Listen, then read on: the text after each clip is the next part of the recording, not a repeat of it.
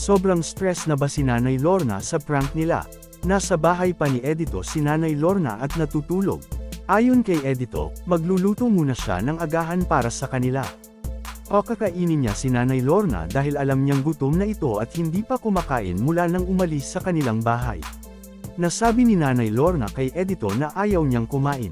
Pero ayon kay Edito, pipilitin niya si Nanay Lorna dahil malayo pa ang biyahe nila mamaya. Dapat may laman ang tiyan ni Nanay para hindi siya manghina at madagdagan pa ang kanyang problema. Nang matapos magluto si Edito, dyan-aysan na niya si Nanay Lorna. Pagkagising ni Nanay, akala niya ay dumating na si Nanita kaya siya dyan-aysan.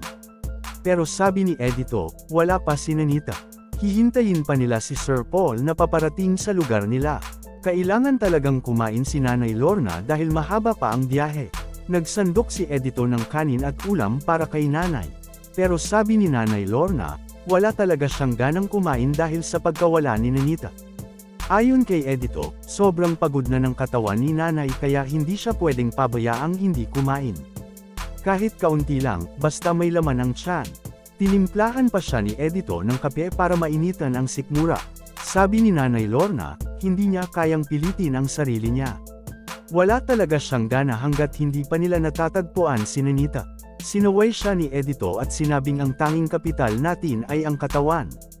Dagdag pa niya, kapag tayo ay nagkasakit, paano na lang ang mga mahal natin sa buhay?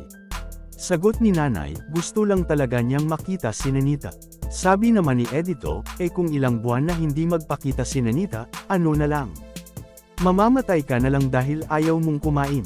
Sagot ni Nanay Lorna, mas gusto na lang daw niyang mamatay.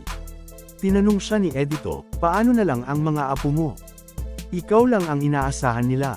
Sagot ni Nanay, okay lang, nandyan naman ang asawa ko. Pero sabi ni Edito, hindi pwede yan. Mali ang iniisip mo. Kailangan mo maging malakas, katawan at puso, at huwag sumuko. Sabi ni Nanay, kape lang ang gusto niya, ayaw pa rin niyang kumain. Pero giit ni Edito, hindi pwedeng kape lang ang laman ng tiyan mo, baka magkaroon ka ng ulcer. Kailangan mong kumain ng kanin, ulam, tsaka kape. Humingi ng pasensya si Nanay Lorna. Sabi niya, hindi talaga siya kakain, kape lang ang kaya niya. Muling sinaway siya ni Edito. Nay, hindi talaga pwede yan. Ako pa naman ang nagluto niyan para sa iyo tapos hindi mo kakainin. Hawak-hawak ni Nanay Lorna ang tiyan niya. Sabi niya, masakit na talaga dahil sa dami ng lakad sa paghahanap kay Nanita, madalas siyang hindi kumakain. Kaya parang lumilipad na raw ang pakiramdam niya. Dagdag pa ni Nanay, kahit nasa bahay ni Edito siya, hindi pa rin siya kakain. Kape lang talaga ang kaya niya. Sabi niya kay Edito, kung anak mo ang nawawala dahil sumama sa lalaki, hindi rin madali. Sobrang sakit. Hanggang buto ang sakit. Sumang-ayon naman si Edito. Oo, masakit talaga, pero katawan lang natin ang puhunan natin sa buhay. Paano natin hahanapin si Nanita kung ikaw ay magkasakit? Dapat pahalagahan mo ang sarili mo. Paano ka sasama sa paghahanap kung hindi ka makakatayo? Tanong pa ni Edito. Sabi ni Nanay, titiisin na lang daw niya. Pero tanong ni Edito, paano mo titiisin kung hindi ka na makakatayo? Sagot ni Nanay, kakain ako. Isang subo lang. Hindi ko na kaya, sumasakit na rin ang leeg ko. Sabi ni Edito, sa unang subo lang masakit. Pero sa pangalawa, masasanay ka na. Sa tagal ng pangungumbinsi ni Edito, kumain na rin si Nanay Lorna. Nakakabilib talaga ang galing umarte ni Nanay Lorna. May pahawak-hawak pa sa leeg at tiyan, sabay sabing sumasakit daw. Ang husay niya siguro sa pag-acting kaya si Sir Paul ay laging may naiisip na prank, napapaniwala talaga ang mga tao. Ayon kay Edito, abangan na lang daw ang vlog ni Sir Paul. Maghahanap na naman sila kay Nanita. Pero paano nila makikita si Nanita kung hindi naman talaga nawawala? Nasa bahay lang pala ni Nanay Lorna. Si Nanay Lorna, sobrang stress na sa kaka-acting. Parang niloloko na rin niya ang sarili niya. Sana naman, may bonus siyang matanggap. Siya talaga ang nagdala sa teleseryeng ito. At kung prank lang talaga ang lahat ng ito, sobrang nakakaawa si Nanita. Nabash siya ng sobra para lang sa content. Sana hindi ito mapansin ng mga IP, Indigenous People, leaders. Sagrado ang kultura at tradisyon ng mga katutubo, may sarili silang mga patakaran. Hindi dapat ginagawang biro o laruan ang buhay nila. Pero si Dato ay isa sa mga cast, pati asawa nito ay extra rin. Siguro naman, nagpaalam ng maayos si Sir Paul bago simulan ang prank. Gusto rin ni Edito na magpalakas si Nanay Lorna para maturuan pa siya ng sayaw ng kanilang kultura. Pupunta na kasi sila ni Edito sa Maynila ngayong 20 para sa debut ni Mylene. Gusto niyang maipakita at maipagmulaki ang sayaw ng kanilang tribo. Kaya todo ang hiling ni Edito na magpalakas si Nanay. Pagkatapos ng isyong ito kay Nanita, gusto niyang maturuan siya ng sayaw para ito ang ipanglaban niya sa mga katribo na dadalo rin sa debut ni Mylene. Doon na rin daw siya maghahanap ng partner sa sayaw.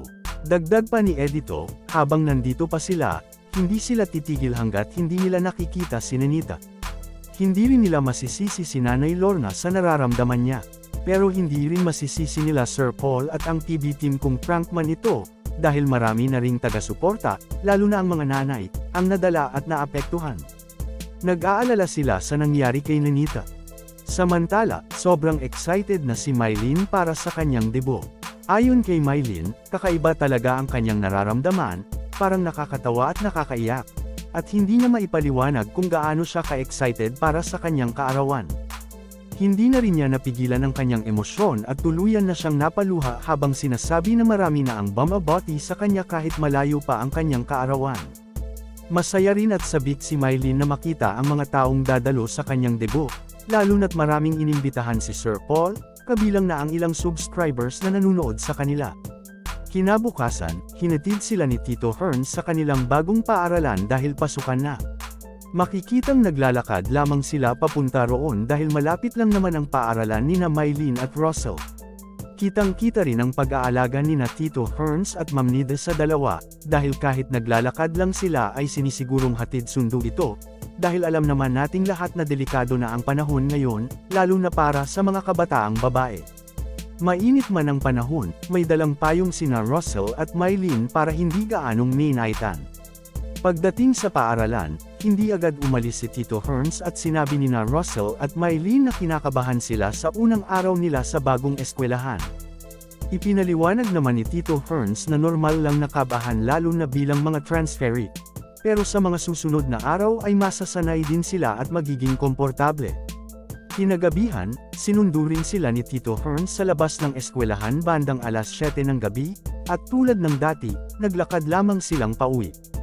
Habang naglalakad, narinig si Russell na nag-request na bumili ng ice cream, pero sabi ni Tito Hearns ay sa susunod na araw na lamang dahil hindi naman maganda na araw-araw ay kumakain ito.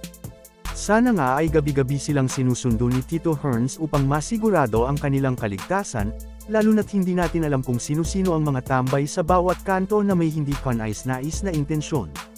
Pagdating nila sa bahay, ngiti lang ng ngiti si Russell habang si Mylene ay tila laging nakasimangot. Napansin ito ni Tito Hearns at sinabing parang napagod ang dalawa, parang malayo ang nilakad nila. Bumaba naman si Ma'am Nida mula sa hagdan at tinanong sila kung kumusta ang unang araw nila sa bagong eskwelahan. Sumagot ang dalawa na ayos lang naman at medyo kinabahan sila. Tinanong sila ni Ma'am Nida kung bakit sila kinabahan, at kung nagkaroon ba ng "introduce yourself" sa klase. Sumagot si Mylene na, opo, at sinabi rin daw ng kanilang guro sa Filipino subject na magtaas ng kamay ang mga estudyanteng galing sa ibang paaralan. Kaya't nagtaas sila ng kamay at doon nagsimula ang pagpapakilala. Normal lang nakabahan ng isang estudyanteng transferee sa unang araw ng pasukan. Wala pa siyang kilalang kaklase at hindi pa pamilyar sa paligid ng bagong paaralan. Maaaring naiisip niya kung magiging mabait ba ang mga guro at kung makakahanap siya agad ng kaibigan. Minsan, hindi niya alam kung saan pupunta o kung paano makikisabay sa mga nakasanayan na ng iba. Pero habang lumilipas ang mga araw, unti-unti rin siyang masasanay at magiging komportable.